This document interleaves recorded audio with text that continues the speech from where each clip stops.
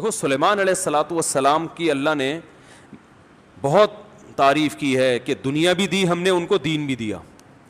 دین تو سارے پیغمبروں کو ملا, مگر سلیمان علیہ السلام کو جیسی دنیا ملی ایسی نہ ان سے پہلے کسی کو ملی نہ ان کے بعد کسی کو ملے گی. اتنی دنیا اللہ نے سلیمان علیہ السلام کو دی کہ سلیمان علیہ السلام نے اللہ سے دعا مانگی تھی, اللہ مجھے ایسی بادشاہت دے کہ میرے بعد کسی کو نہ ملے. تو بس یہ تو انتہا ہو گئی نا بھائی, قیامت تک کسی کو نہ ملے ایسے, پاکستان کے کسی صدر کو بھی نہ ملے ایسی حکومت چاہیے. حکومت مراد یعنی اتنے وسائل چاہیے. تو اللہ نے سلیمان علیہ السلام کے ماتحت ہواؤں کو کر دیا, اور سمندر کے ہیرے جواہرات جو بھی قیمتی پتھر تھے وہ جنات نکال کے لاتے تھے, جنات کو تابع بنا دیا. اتنی زبردست حکومت, لیکن موت کا منظر بڑا عجیب. میں پہلے سوچتا تھا یا اللہ تو نے سلیمان علیہ السلام کو اس طرح سے کیوں موت دی ہے؟ لاٹھی ہاتھ میں, اپنی شاہی کرسی پہ بیٹھے ہوئے, اور جنات کے ذریعے تعمیرات کروا رہے ہیں عمارتوں کی, اور جنات بہت ٹینشن میں, کیونکہ جن کسی کے قابو, یہ جو عامل کہتے ہیں نا جن ہمارے قابو میں, اصل میں یہ جنات کے قابو میں ہوتے ہیں. جنات ان کا کان مڑ ہوتے ہیں, اب یہ منتر پڑھ, چل اب یہ کر. جن ان کے قابو میں نہیں ہوتے. وہ تو سلیمان علیہ السلام کا معجزہ تھا کہ جنات کو قابو میں لے لیا انہوں نے. یہ کہاں سے, یہ کیا ان میں کون سے کچھ کیوں قابو آئیں گے؟ جن بولیں گے تم ہو کیا, تمہاری اوقات کیا ہے؟ جنات کوئی چھوٹی موٹی مخلوق تھوڑی ہے, عمریں لمبی ہوتی ہیں جنات کی. ایک آدمی گیا فلیٹ میں, کسی نے بتایا یہ خالی فلیٹ ہے, اس میں جنات بھوت ہیں, نہیں جا. اس نے کہا کوئی جن ون نہیں ہوتا. وہ خالی پڑا ہوا تھا بہت عرصے سے. وہ کہتے ہیں نا خالی عمارتوں میں جن بھوت آ جاتے ہیں, تو بہت عرصے سے خالی پڑا ہوا تھا. ان کو فنٹر بننے کا شوق تھا. لوگوں نے کہا بھائی نہیں جا, اس میں بھوت ہیں. اس نے کہا کوئی بھوت نہیں ہوتا. گیا, دروازہ نوک کیا, آواز آئی کون؟ کہنے لگا میں فلاں صاحب ہوں, آپ یہاں رہ رہے ہیں, میں نے سنا یہاں جنات ہیں, دروازہ کھولیے. اس نے دروازہ کھولا, عجیب سی گول گول آنکھیں. کہا بھائی میں نے سنا یہاں جنات ونات ہیں. کہہ رہے نہیں ایسی بکواس ہے, میں تو 500 سال سے رہ رہا ہوں, مجھے تو آج تک کوئی نظر نہیں آیا. کہنے لگا میں تو 500 سال سے رہ رہا ہوں, مجھے تو ابھی تک کوئی نظر نہیں. یہ بے ہوش یہی جن تھا بھائی, 500 سال سے انسان تو نہیں رہ سکتا. اچھا یہ عامل لوگ نا یہاں بیوقوف بناتے ہیں. ہم نے صحابی جن کو دیکھا ہے, کیونکہ جب یہ سنتے ہیں نا کہ جنات کی عمریں لمبی, تو 1400 سال پرانا جن بھی نکال کے لے آئیں گے. یہ الو بنانے کے علاوہ کچھ بھی نہیں ہے. صحابی جن کو دیکھا ہم نے, تابعی جن کو دیکھا ہم نے, اس جن کو دیکھا جس نے حضرت علی کی صحبت اٹھائی, سب بکواس کرتے ہیں. اور بعض ہمارے نیک لوگ بھی ان سے متاثر ہو جاتے ہیں, بڑے علماء بھی بعض ان سے متاثر ہو جاتے ہیں. ہمارے ہاں کسی چیز سے متاثر ہونے کے لیے بس اتنا کافی ہے کہ امکان کے درجے میں صحیح ہو. جیسے آپ کسی کو یہ بتا دیں نا کہ یہ کھانے سے یہ ہوتا ہے, تو امکان تو ہے نا کہ ہو سکتا ہے ہوتا ہو. ریسرچ ہے؟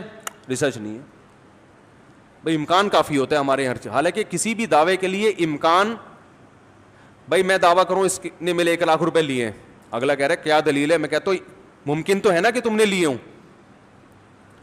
تو اس سے دلیل اتنی دلیل کافی ہوگی. او بھائی یہ امکان کافی نہیں ہے, گواہوں سے ثابت کرو کہ لیے, یا تو یہ اقرار کرے یا گواہوں سے ثابت کرو. ہمارے یہاں دیکھا جاتا ہے بھائی جادو نبی پہ جب ہو سکتا ہے تو ہو سکتا ہے اس پہ بھی ہوا ہو. ہو سکتا تھوڑی دلیل ہوتی ہے, سمجھ میں نہیں آ رہی بات. امکان تھوڑی ہوتا ہے. ابو بکر پہ کیوں نہیں ہو گیا جادو, حضرت عمر پہ کیوں نہیں ہو گیا, اس کا مطلب آسان کام نہیں ہے. نبی پہ کیوں ہو گیا تھا, اس کی ایک وجہ تھی کہ وہ کہتے تھے نبی صلی اللہ علیہ وسلم جادوگر ہیں, تو اللہ نے آپ سے اس طعنے کو دور کرنے کے لیے ہونے دے دیا تھا, تاکہ لوگوں کو یقین ہو جائے کہ یہ جادوگر نہیں ہے, کیونکہ جادوگر پہ جادو نہیں ہوتا, اس میں حکمتیں نہیں. ورنہ یہ آسان کام نہیں ہے بیٹھے ہوئے کچھ بھی سانس کو بہو سے لڑا دیا. اپنی حرکتیں ٹھیک نہیں ہوتی, اور وہ جب پھڈے ہوتے ہیں تو بجائے اپنی حرکتیں ٹھیک کرو کہ یار کس میں فالٹ ہے اس کو صحیح کرو, فوراً کس پہ ڈال دیتے ہیں, ایک نئی جنگ چھیڑ دیتے ہیں. نند نے لڑوایا ہمیں, یہ نند نے ہمارے گھر میاں بیوی میں کیا کروایا, پھڈا. خود اپنی حرکتیں ٹھیک نہیں ہے, ڈال کس پہ رہے ہیں, کوئی جٹھانی پہ ڈال دے گا, کوئی نند پہ ڈال. ایک نیا جنگ, اب نند سے پہلے 2 آپس میں لڑ رہے تھے, اب تیسری جنگ بھی شروع کہ اس نے کیا ہے. تو سلیمان علیہ الصلوۃ والسلام بیٹھے ہیں, اللہ نے دیکھو اتنی طاقت اور قوت دی کہ جنات کو آپ کے تابع بنا دیا. قرآن کہہ رہا ہے جنات سخت ٹینشن میں محنت مزدوری کا کام کر رہے ہیں اور عمارتیں بنا رہے ہیں. یہ جو احرام مصر ہے عین ممکن ہے حضرت سلیمان علیہ السلام کی تعمیرات ہوں. اتنی ٹینشن میں جنات, اور ادھر سلیمان علیہ السلام ایسے عصا ہاتھ میں لے کے بیٹھے ہوئے ہیں. اور قرآن کہتا ہے فلما قضینا علیہ الموت, ہم نے موت کا فیصلہ کر دیا. کیسے عجیب انداز ہے. ارے بھائی یہ تو بادشاہیں پہلے بیمار ہوتے, اپنا جانشین کسی کو بنا کے جاتے, اور ان کی تو صحت بھی ایسی کہ حدیث صحیح بخاری میں 100 بیویاں ہیں. بھائی کمزور آدمی تو تصور صحیح کیا ہو جائے گا, ڈپریشن میں چلا جائے گا. کیا خیال, تو کیا خاندانی صحت ہوگی. پیغمبروں کو تو اللہ نے ویسے ہی بہت قوت دی ہوتی ہے, قابل رش صحت ہوتی ہے پیغمبروں کی. جنگ میں کمانڈر رہے ہیں, لڑائیاں لڑی ہیں جنگوں میں, اتنی زبردست صحت. اور بھائی آپ کی موت سے پہلے تو اللہ آپ کو بیمار کرتا, پھر علاج ہوتا, پھر طویل عرصہ, پھر بھائی نہیں بس اللہ نے موت دینی تھی تو دے دی, ایسے ہوتا نا. نا نا نا نا. اور پھر اتنی جائیدادیں, اتنا سب کچھ, تو پہلے اس کا سارا کیا کر لیتے, بانٹ بوٹ لیتے, جانشین بنا لیتے, میرے بعد یہ میرا خلیفہ ہے, یہ فلانا ہے, ڈمکانا ہے. ہو سکتا ہے سب کو یقیناً کیا ہوگا پہلے سے آپ نے, لیکن ہمارے ہاں یہ سارے کام کیے جاتے ہیں جب موت کے آثار ظاہر ہونا شروع ہو جائیں. ادھر قرآن کہہ رہا ہے فلما قضینا علیہ الموت, ہم نے سلیمان کو موت دینے کا ارادہ کیا. اور کس وقت, جب وہ بیٹھے ہوئے تعمیراتی کام کروا رہے ہیں جنات کے ذریعے اور انسانوں کے ذریعے. اور اللہ فرماتے ہیں ایسے فرشتہ آیا, روح نکال کے چلا گیا. انبیاء کا جسم موت کے بعد بھی خراب نہیں ہوتا. مرزا غلام احمد قادیانی کی قبر کھول کے دیکھو, اگر ایک ہڈی بھی بچی ہوئی ہے نا, ایک ہڈی بھی اس کمبخت کی باقی ہے, تو جو سزا دینا چاہو آپ دے سکتے ہو. سمجھ رہے ہو, نبی کی کا جسم کبھی بھی خراب نہیں ہوتا. قادیانی اسے کہو اس کی ایک دفعہ قبر کھول کے دنیا کو دکھا دو بس تم. انبیاء کا جسم خراب نہیں ہوتا. تو قادیانی ہو سکتا ہے یہ گستاخی کریں کہ نبی صلی اللہ علیہ وسلم کی تو قبر کوئی کھول نہیں سکتا. تو بھائی نبی صلی اللہ علیہ وسلم کو ہم بھی نبی مانتے ہیں اور آپ بھی نبی مانتے ہیں, اور آپ پر تو اجماع ہے, بلکہ اس کو تو غیر مسلم بھی مانتے ہیں کہ آپ کی باڈی خراب نہیں ہوئی ہے, اس لیے کہ آپ صلی اللہ علیہ وسلم کے جسد اطہر کو قبر مبارک سے نکالنے کی بہت زیادہ کوششیں ہو چکی ہیں ماضی میں, غیر مسلموں نے کی ہیں سرنگیں بنا بنا کے. اس کا مطلب ان کو بھی پتا تھا کہ جسم کیا ہے, سلامت ہے. تو انبیاء کا جسم کبھی بھی خراب نہیں ہوتا. تو قرآن کہہ رہا ہے ادھر ٹیک لگا کے بیٹھے ہوئے سلیمان علیہ السلام, جسم سے روح نکلی ہے, اور پتہ نہیں کتنے دنوں تک اسی طرح ایسے ہی رہے ہیں. وہ چونکہ اس طرح سے ٹیک لگی ہوئی تھی کہ گرے نہیں ہیں. اب دیمک نے کھانا شروع کیا سلیمان علیہ السلام کی لاٹھی کو. ما دلہم علی موتہ الا دابۃ الارض تأکل من سأتہا. اللہ فرماتے ہیں زمین پر رینگنے والے کیڑے نے جب لاٹھی کو کھانا شروع کیا ہے, تو کتنے دن لگتے ہیں کیڑے کو لاٹھی کو کھانے میں, تو جب لاٹھی کو اتنا کھا لیا کہ بیلنس آؤٹ ہو گیا تو سلیمان علیہ الصلوۃ والسلام زمین پر گر پڑے. پھر جنات کو پتا چلا کہ بھائی ان کا تو بہت دن پہلے انتقال ہو چکا ہے. اللہ فرماتے ہیں کہ اگر جنات کو پہلے سے پتا ہو جاتا کہ ان کی موت واقع ہو چکی ہے, ما لبثوا فی العذاب المہین, تو اتنی سخت ٹینشن میں جو انہوں نے دن گزارے اس ٹینشن میں وہ دن نہیں گزارتے. جیسے ہی جنات کو پتا چلا کہ ان کا انتقال ہو گیا, جس نے جہاں اینٹ لگائی تھی نا وہیں چھوڑ کے بھاگ گیا. ان کو پتا تھا قیامت تک کوئی عامل کا باپ بھی مجھے قابو نہیں کر سکتا. جو کنسٹرکشن کا کام جہاں تک تھا نا وہیں سے جنات نکل لیے. ورنہ سلیمان علیہ السلام 2-4 عاملوں کے ذمے لگا کے چلے جاتے, بھائی میں کسی بھی وقت دنیا سے جا چکا ہوں, جا سکتا ہوں, تو ان کو ذرا پکڑ کے واپس لانا, جو 2-4 اینٹیں رہ گئی وہ تو لگا دیں ہیں بھائی. یہ قرآن کے الفاظ بیان کر رہا ہوں. ما لبثوا فی العذاب المہین. اللہ فرماتے ہیں کہ جنات کو پہلے سے پتا ہوتا نا کئی دن پہلے ان کا انتقال ہو چکا ہے تو یہ اتنی سخت ٹینشن میں نہ ہوتے. وہ تو یہی دیکھ رہے ہیں یہ ہماری نگرانی کر رہے ہیں ایسے, کیونکہ چہرہ بھی بالکل اسی طرح, چہرے پہ رونق اسی طرح جیسے زندگی کے آثار ہوتے ہیں, بالکل وہی کنڈیشن. سوال پیدا ہوتا ہے, دیکھو اللہ کے ہر کام میں حکمت ہوتی ہے کہ نہیں ہوتی؟ دیکھو ہمارے نبی صلی اللہ علیہ وسلم نے میدان جنگ میں شہادت کی بہت تمنا کی ہے, لیکن آپ کو میدان جنگ میں شہادت نہیں ملی کیونکہ حکمت کے خلاف ہو جاتا. لَوَدِدتُّ أَنْ أُقْتَلَ فِي سَبِيلِ اللَّهِ ثُمَّ أُحْيَا ثُمَّ أُقْتَلَ ثُمَّ أُحْيَا ثُمَّ أُقْتَلَ ثُمَّ أُحْيَا ثُمَّ أُقْتَلَ. آپ صلی اللہ علیہ وسلم نے فرمایا میری یہ خواہش ہے, میری یہ چاہت ہے. لَوَدِدتُّ کا معنی ہوتا ہے بہت زیادہ چاہت. لَأَحْبَبْتُ نہیں فرمایا, لَوَدِدتُّ. مودت محبت سے اوپر کا درجہ ہے.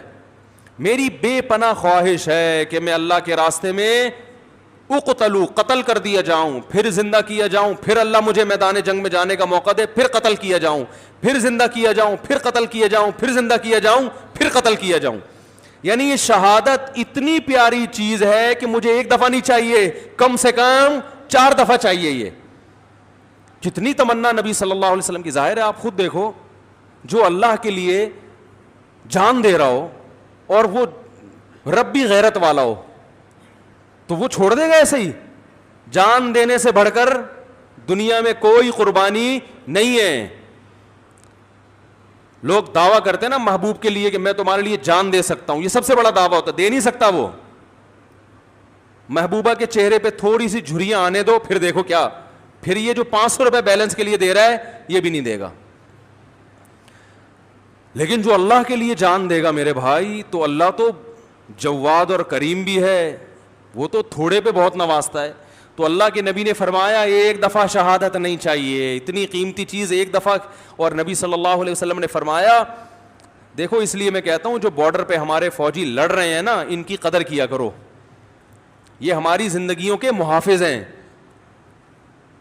جو ہمارے ملک کے محافظ ہیں وہ ہمارے ایمان کے اور ہمارے دین کے محافظ ہیں یا نہیں ہیں؟ تو کافر تو کھا کے ختم کر دے ہمیں 2 منٹ کے اندر. جو شہادت دینے والا ہے اس کو ہلکا مت سمجھو.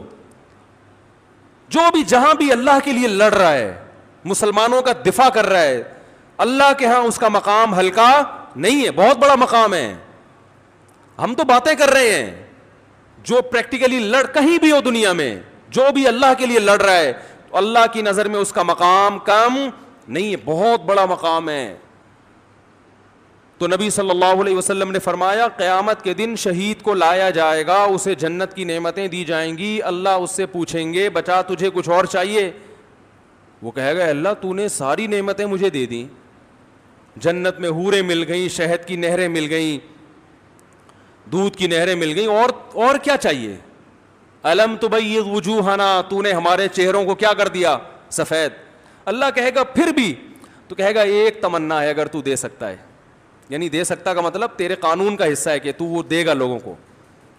وہ تمنا یہ ہے کہ اللہ دنیا میں دوبارہ بھیج, دوبارہ تیری راہ میں لڑوں اور دوبارہ قتل کیا جائے مجھے, کیونکہ جو تیری راہ میں مرنے کی لذت تھی وہ لذت جنت میں حاصل نہیں ہو رہی. وہ ایک الگ ہی چیز ہے نا. یہ احساس انسان کو بڑا کر دیتا ہے کہ میں کس کے لیے جان دے رہا ہوں؟ اللہ کے لیے. تو وہ مزہ نہیں ہے. یہ جسمانی لذتیں ہیں جو جنت میں آ رہی ہیں, وہ لذت تھی روحانی, وہ لذت نہیں ہے. تو 4 دفعہ نبی صلی اللہ علیہ وسلم نے شہادت کی تمنا کی ہے کہ بار بار یہ عمل ہو. اور آخر ختم کس پر کیا؟ ثم اقتل. ہم کہتے ہیں اللہ میرا دل چاہتا ہے میں تیری راستے میں قتل کیے جاؤں, پھر شہید کیے جاؤں, پھر قتل کیے جاؤں, قتل کیے جاؤں, پھر زندہ کیے جاؤں, پھر قتل کیے جاؤں, پھر زندہ کیے جاؤں, پھر قتل کیے جاؤں, پھر زندہ کیے جاؤں, پھر قتل کیے جاؤں, پھر زندہ کر کے چھوڑ دیا جاؤں. اینڈ کہاں ہوتا ہمارا بھائی؟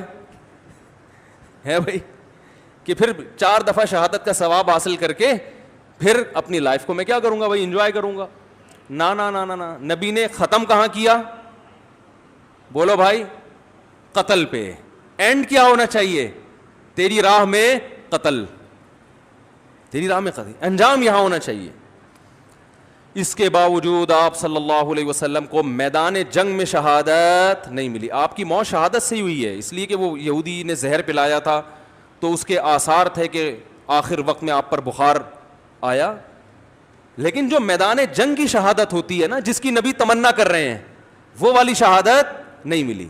کیوں؟ حکمت تھی کہ اگر آپ کی میدان جنگ میں شہادت ہوتی تو غیر مسلم کافر یہ کہتے کہ آپ اپنے مشن کو مکمل کیے بغیر دنیا سے چلے گئے. تو آپ آخری نبی ہیں, آخری نبی جب تک اپنے مشن کو مکمل نہیں کر لیں گے تو اس وقت تک آپ پر موت واقع نہیں ہو سکتی. اور یہ طبعی موت میں ہو سکتا ہے, کیونکہ جب طبعی طور پر انسان کی موت واقع ہوتی ہے اس کو وصیت کا موقع ملتا ہے, اسے سب جو ہے نا سارے کام کرنے کا, سمیٹنے کا موقع ملتا ہے.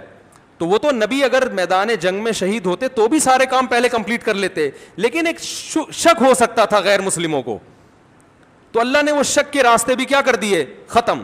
کہ آپ کو کئی دن بیمار کیا گیا, جو جو وصیتیں آپ نے کرنی تھی کر لی, اور ہمیں اطمینان ہو گیا کہ اب جو کام رسول اللہ صلی اللہ علیہ وسلم نے کرنا تھا, جو وصیتیں کرنی تھی کہ میرے بعد میرا جانشین کون ہوگا, اور وہ ساری فائلیں آپ صلی اللہ علیہ وسلم کمپلیٹ کر کے گئے ہیں, سارے کام مکمل کر کے گئے ہیں.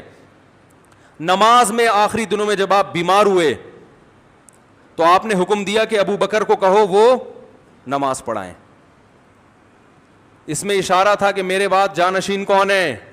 دیکھو سفر میں آپ صلی اللہ علیہ وسلم قضائے حاجت کے لیے گئے, جماعت کا وقت ہو گیا تو دوسرے صحابی نے نماز پڑھا دی, ایسا ہوا ہے؟ ابی ابن کعب رضی اللہ تعالیٰ نے نماز پڑھائی, لیکن یہ نماز یہ اپنا مسلح حوالے کرنے والی نماز نہیں تھی. یہ تو کوئی بھی امام کی جگہ کھڑا ہو سکتا ہے نا, امام کو کوئی عذر ہے. سفر میں ایسا ہے, آپ صلی اللہ علیہ وسلم سفر میں قضائے حاجت کے لیے تشریف لے گئے, پیچھے نماز کا ٹائم تھا تو حضرت ابی ابن کعب نے نماز پڑھائی, اور جب نبی تشریف لائے تو انہی کی اقتدا میں آپ نے نماز بھی پڑھی. مگر اس سے یہ ثابت نہیں ہوتا کہ آپ کے بعد آپ کے جانشین کون ہیں, یہ صحابی ہیں, نا نا نا. لیکن جب مرض موت میں مستقل امام بنانے کی ضرورت ہے کہ اب آپ بیمار ہو گئے ہیں, تو صحابیات کہہ رہی ہیں, نبی نے فرمایا مرو ابا بکر فلیصلی بالناس, ابو بکر سے کہو کہ لوگوں کو نماز پڑھائیں. صحابیات نے کہا, امی عائشہ نے کہا یا رسول اللہ میرے والد ابو بکر کمزور دل کے نرم دل کے ہیں, وہ آپ کے مصلی پہ آپ کو غیر موجود دیکھ کر برداشت نہیں, عمر سے کہہ دیں وہ پڑھا دیں, وہ کیا ہے مضبوط, وہ پڑھا دیں گے. ایسے موقع پہ آپ صلی اللہ علیہ وسلم یہ کہہ سکتے تھے کہ بھائی سفر میں کسی نے بھی پڑھا دی تو اس میں بحث کرنے کی کیا ضرورت ہے, میری طبیعت خراب ہے کوئی بھی آ جائے ہے بھائی, کسی کو بھی کہو نماز پڑھا دے. نا نا نا نا نا, آپ کو پتا تھا آج جس کو مصلی پہ کھڑا کر دیا تو قیامت تک کے لیے اسٹیمپ لگ جائے گی کہ نبی کا جانشین کون ہے. بولو بھائی یہ ہیں. تو آپ صلی اللہ علیہ وسلم فرمایا نا نا نا ابو بکر سے کہو. پھر امی عائشہ نے فرمایا, حالانکہ امی عائشہ کو تو خوش ہونا چاہیے نا, ان کے تو والد ہیں, لیکن وہ دیکھ رہی ہے کہ رقیق القلب ہیں, اور اللہ کے نبی ابو بکر کے علاوہ کسی اور کو قبول, بولو بھائی نا. تو یہ اتنا جو موقع ملا, آپ نے فرمایا پھر سب ازواج کو ڈانٹ لگائی آپ صلی اللہ علیہ وسلم نے کہ تم ایسے ہی مجھ سے جھگڑا کر رہی ہو جیسے یوسف علیہ السلام کے دربار میں جو عورتیں جھگڑ رہی تھیں. تو پھر آرڈر دیا کہ نہ ابو بکر کے علاوہ کوئی بھی نہیں. تو اگر آپ میدان جنگ میں شہید ہو جاتے اچانک تو یہ ساری حکمتیں کیا ہو جاتی, فوت ہو جاتی. تو اللہ نے نہیں شہید ہونے دیا. تو ایسے ہی سلیمان علیہ السلام کو اللہ نے اچانک موت دی ہے, بالکل اس کے برعکس بیٹھے ہوئے ہیں اور جناب فرشتہ آیا, چلو بھائی ٹھیک. موسیٰ علیہ السلام کے پاس آتا تو پہلے ایک چماٹ کھاتا. حدیث میں آتا ہے ہر پیغمبر, دیکھو جتنے بھی علماء ہیں نا, ہر ایک کا مزاج دوسرے سے مختلف ہوتا ہے. مزاج کو دیکھ کے کبھی فیصلہ نہ کیا کرو یہ صحیح ہے یہ غلط ہے.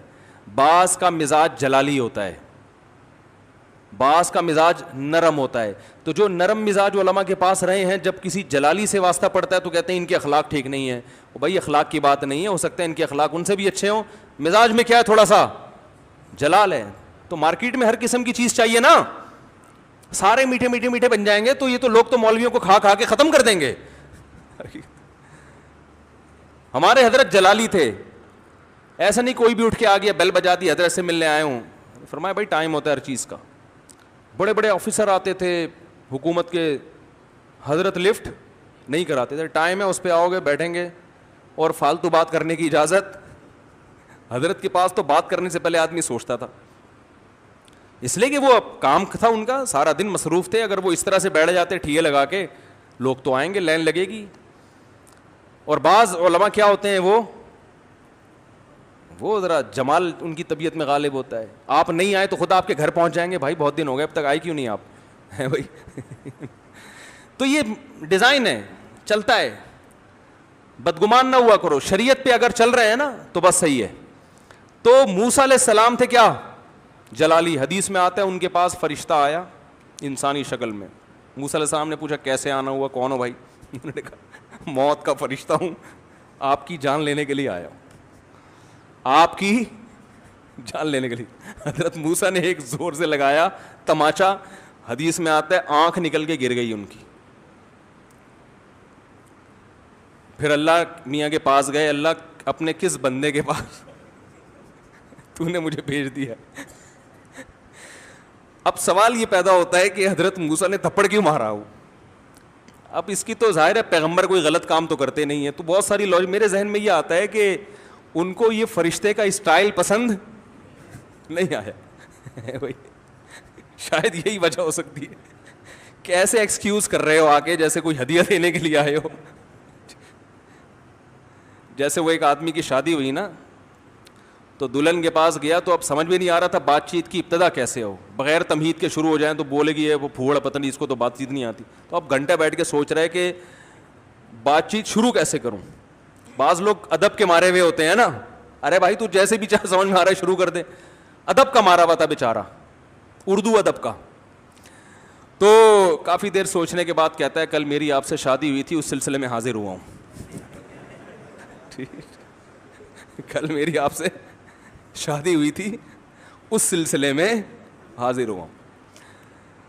تو خیر سلیمان علیہ السلام کی جو موت اچانک ہوئی ہے, اصل میں سلیمان علیہ السلام کے پاس وسائل بہت تھے, حکومت بہت تھی, کام اس طرح سے بہت پھیلا ہوا تھا.